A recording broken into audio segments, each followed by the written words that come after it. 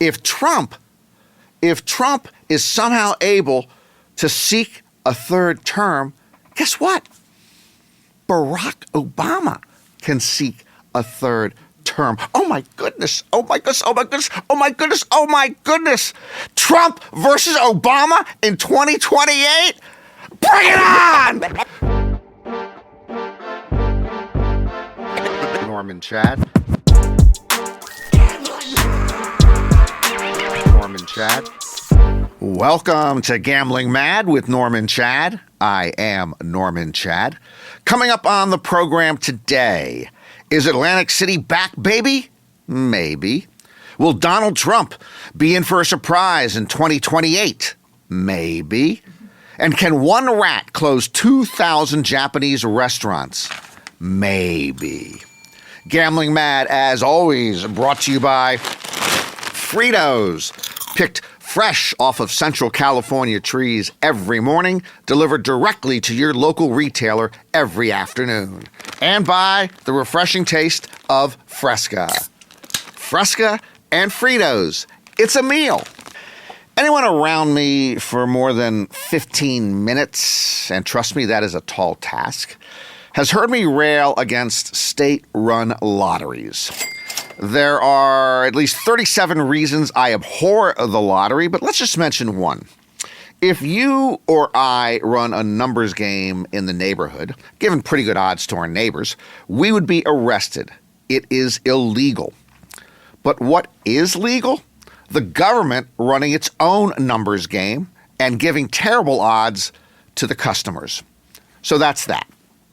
Let's now go down to South Carolina. There's a bill in the state legislature to allow a casino resort in Santee. Christian colleges in South Carolina, like Bob Jones University, oppose the casino, citing the sin of gambling. Yet those same schools have no problems receiving millions of tax dollars generated by the state lottery, which, the last time I looked, is gambling. Let's hear from the religious-based colleges first on this issue. Dr. Tony Brown of the South Carolina Baptist Convention wrote, quote, "Gambling is addictive.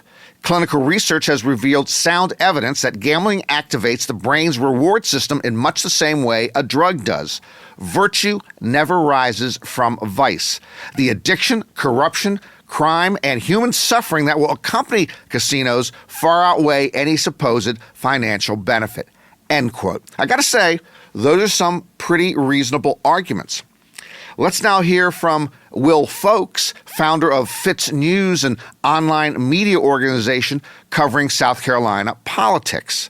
He concedes why the Christian schools support the lottery, but he wrote this, quote, "I am not blaming these institutions for availing themselves of a revenue stream which was created by the state for the express purpose of subsidizing higher education. I am, however, calling them hypocrites for quoting scripture in opposition of private sector gambling. At the same time, they are fattening their pockets with money from state-sponsored gambling." End quote. Touché, sir. Game, set, and match to the secular side over the sacred side. Let that be a lesson, okay? If you're going to drink from the holy water and then shoot craps in the alley while brown bagging some Jack Daniels, we will call you out. By the way, can somebody explain to me, can anybody ever tell me how church bingo is always the biggest bingo game in town? Bingo. Donald Trump first said it as a joke, then he said it half jokingly, then he said it half seriously, then 3/4 seriously, and then he told NBC News the other day that there are quote-unquote methods to allow a president to serve a third term, despite the 22nd Amendment of the Constitution prohibiting it. I have lost track of things Trump has done in both of his terms that are improper, inappropriate, illegal, or unconstitutional. Donald Trump's entire adult life has been a lawless romp of impropriety. So I have little doubt that if he decides he wants to run for president again in 2028, he will. Yes, it is insidious and it is insane, but then I realized if Trump is somehow able to seek a third term, guess what? Barack Obama can seek a third term. Oh my goodness. Oh my goodness. Oh my goodness. Oh my goodness. Oh my goodness. Trump versus Obama in 2028? Bring it on! Bring it on! In the sports world, they call it, sometimes we have the game of the century, the match of the century, the fight of the century. This would be the election of the century or the centuries. This would be the election to end all elections. This would blow away John Adams versus Thomas Jefferson in 1796. That's kid stuff. This would make a hypothetical J.D. Vance versus Gavin Newsom battle look like a student government election at DeVry University. Trump versus Obama. Obama's got two big edges, body and mind. He's 15 years younger than Trump, and he actually thinks. But Trump's still got one huge edge. He's white. He's white, man. Okay, oh sure. Obama beat white guys back to back, John McCain and Mitt Romney, but neither one is Trump. The 49.8% president is going to be tough to beat, and he's a cinch to win if he can kind of prove that Obama really was born in Kenya. And to be truthful, and I can't believe I'm saying this out loud, I've always detected an East African accent. By the way, 22nd Amendment aside, there is currently worldwide precedent for Trump's attempt to leapfrog term limits. It's done all the time. Some of his favorite authoritarian autocrats have done just this. In China, Xi Jinping, now in his 12th year in power. In Russia, Vladimir Putin, now in his 25th year in power. And in Belarus, Alexander Lukashenko, now in his 31st year. On a somewhat unrelated note, David Overton opened the first cheesecake factory in Beverly Hills in 1978, and he's been running that chain now for 47 years. He is a dining despot. I called him out. President Trump, Trumpers and maggots all love to talk about the media wallowing in fake news. This is part of the Trump playbook, page 4, I believe, in which you always accuse the opposition of doing exactly what you are doing. Case in point, Maryland migrant Kilmar Abrego Garcia, incorrectly and mistakenly deported by the Trump administration. Vice President J.D. Vance called Garcia a convicted gang member. White House Press Secretary Caroline Leavitt called Garcia a ringleader of the MS-13 gang and says he engages in human trafficking. And White House Deputy Chief of Staff Stephen Miller, also known as White House Deputy of Near Humans, said Garcia was a member of a designated foreign terrorist organization. Those are some pretty powerful words against this fella. Convicted gang member, gang ringleader engaged in human trafficking, member of a foreign terrorist organization. Let me ask this. Can you show me any paperwork? Any at all? Just an actual criminal conviction of some type? Or maybe fellow gang members calling him out? Or, at a minimum, somebody who once saw him drop a bubblegum wrapper onto a sidewalk? I mean, if this Garcia dude has littered, I'd give him the heave-ho! Until then, can he just go home to his wife and kids? Demonstrators gathered in dozens of cities across America last weekend to show resistance against many of President Trump's policies. Many Republicans contended that large numbers of these protesters were paid to show up, with thousands of them bussed into rallies from out of town. Let's take a closer look at this assertion over at our national map. Well, let's take a closer look at the situation of both protesters allegedly being bussed in for those demonstrations against Trump last week. Now, I read on X, many Republican operatives pointed out that protesters were being bussed in from New York City down to Washington, D.C. I read some other Republican operatives report, beyond a shadow of a doubt, that protesters were being bussed into New York City from Washington, D.C. Okay. Even if you're paying these people to protest, you would keep them in the same city, wouldn't you? Well, you try to give Greyhound and Trailways business? It costs money to go back and forth. You got 1,000 people here, you got 1,000 people here. You're not going to switch them around. What the heck was that? Meanwhile, if I can report, Phoenix, Arizona this weekend, oh my goodness, 111 degrees it will be at midnight on Sunday. I'd like to coo with my baby tonight, but it's too darn hot. It's going to be too darn hot. Just take the covers off, take everything off, in the buff, don't touch anybody. Traffic and weather on the 5s all weekend. Now back to the desk. Time for Trump Tittle Tattle. All the latest news on the man with a plan. Cue the music. We might want to add some drums. President Trump welcomed the Los Angeles Dodgers to the White House to celebrate their 2024 World Series title. The president praised Mookie Betts, claiming he watched Mookie when he played with the Boston Red Sox and said, "I didn't think that was a particularly good trade when they made it, and I happened to be right."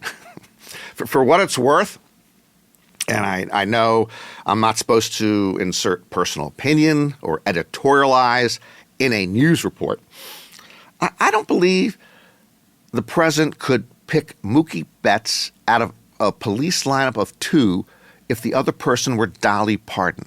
President Trump also called out Shohei Ohtani, saying that, quote, "he's got a good future," end quote. Ohtani has 3 most valuable player awards. He's the first player in Major League history with a 50 home run, 50 stolen base season, and he has a $700 million contract. Ohtani is Japanese born, so he's fortunate to survive the White House visit without being deported or being used as tariff bait.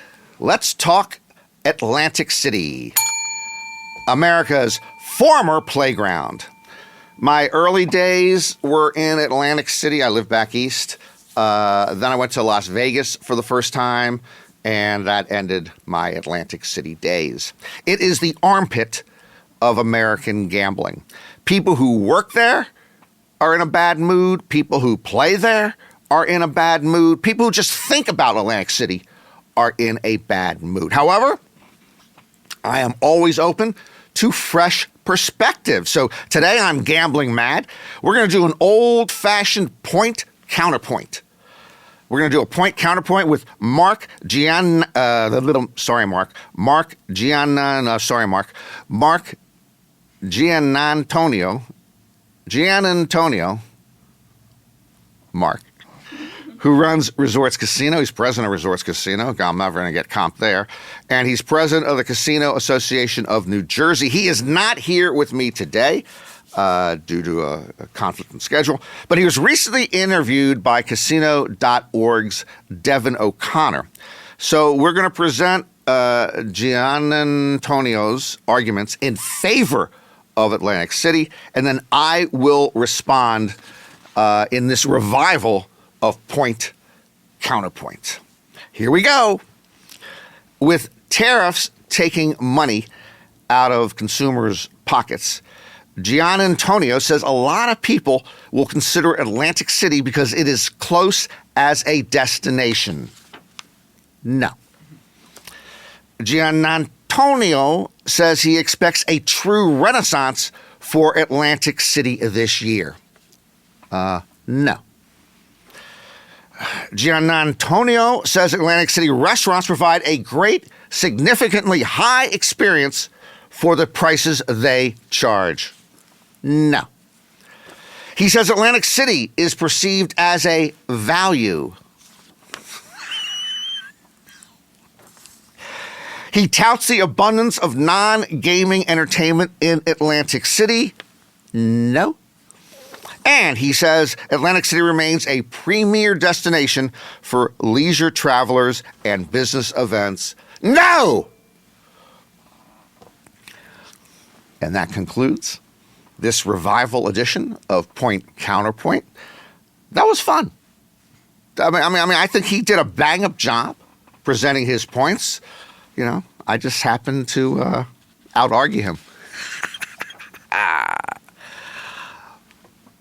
In Japan, fast food chain Sukiya shut down its nearly 2,000 locations for 5 days after a rat was found in a soup dish. Oh, waiter, there's a hair in my soup. No, it's a rat. According to USA Today, a rat reportedly was spotted in a bowl of miso soup in January, but the company did not confirm the instance until a statement this month using the words foreign object contamination. You know, we now call janitors custodial guardians, so calling rodents foreign object contamination does not seem like much of a stretch to me. Sukiya, known for its beef and rice bowls, also confirmed a pest was found inside another meal in March at a different location. Of course, Sukiya finally did the right thing by shuttering its stores to investigate the whole situation and prevent further infestation. But it's possible they're actually overreacting. I mean, maybe, just maybe, both of those customers ordered a rat with their meal. I play a lot of poker. When you play poker, you really interrupt the rest of your life, professionally and personally. But we all enjoy it. And, you know, at a poker table, over the course of the year, we end up talking about almost everything. I will say this, at my regular game at Hollywood Park Casino in Inglewood, California, I always attempt to ban discussion on 3 topics: golf, crypto, and air fryers. I am not always successful.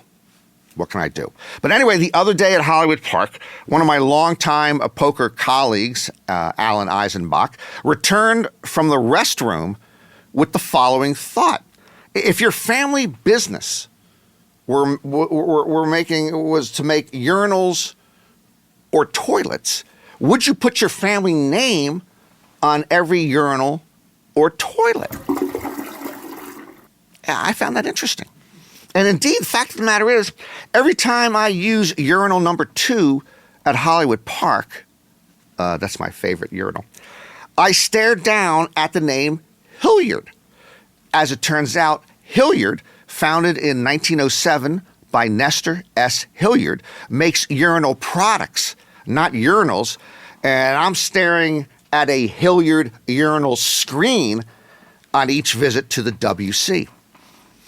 Also, per my buddy Alan's point, there are Kohler toilets, founded by John Michael Kohler in 1873, and Sloan toilets, founded by William Elvis Sloan in 1906. So naturally, we ended up discussing the whole family name, toilet, urinal business in detail. And we came to a couple of conclusions. One, if any of us started a urinal or toilet company, we likely would keep the family name out of it and go with something like American Standard, which is out there, or Glacier Bay, another popular toilet company. 2, however, if we did go with the family name, we fully embrace it. And our ad slogan might be every time you piss on our name, we run to the bank. Or when you piss on us, we're pleased as punch. There's a lot of dead time between hands and when you're not in a hand at the casino, so we end up saying a lot of stupid stuff. And anyway, if you want to improve the quality of our idle chat, please come to Hollywood Park. We play the Omaha 8 Stud 8 2040 half kill game Sundays, Mondays, Tuesdays, and Thursdays, starting in late morning. And when I'm in town, I play at least twice a week. So come join the game and the conversation, but I implore you, no golf, no crypto, no air fryers. Before we wrap up, I'm going to say this one time and one time only. You can be a socialist by day and a socialite by night, but you cannot be a socialist by day and a capitalist by night. I like AOC.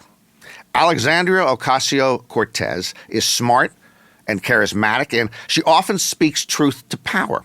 But recently, when the Democratic Congresswoman went from New York to Las Vegas to join Vermont Senator Bernie Sanders for his Fight Oligarchy rally, she flew first class on JetBlue.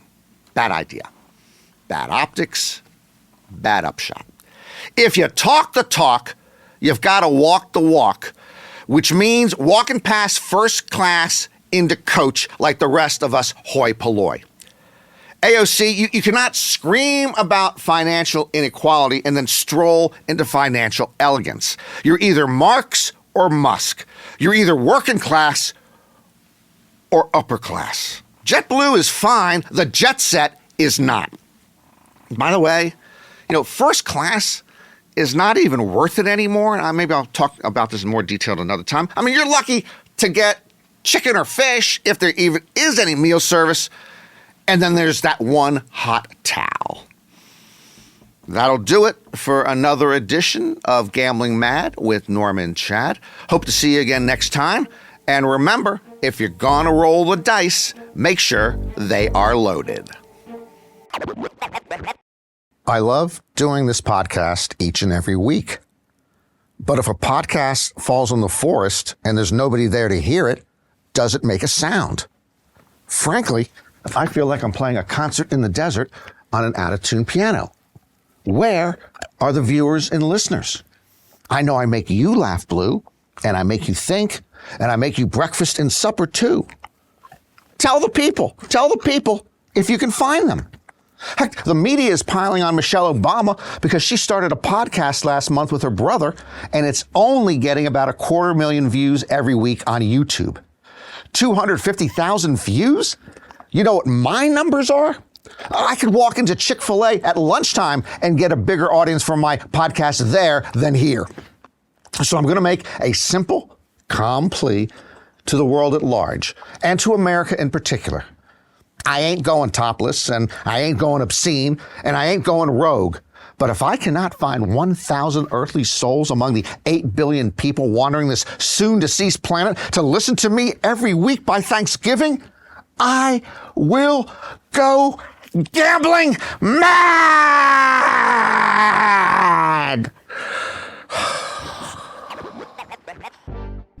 Gambling Mad with Norman Chad is written by Norman Chad and ghost written by Norman Chad. Executive producers are John Scheinberg and Rick Barrio-Dill. Produced by Norman Chad and Rick Barrio-Dill. Our associate producers are Bree Khoury and Asher Friedberg, and edited by Asher Friedberg with studio facilities at 360 Pod Studios, Beverly Hills.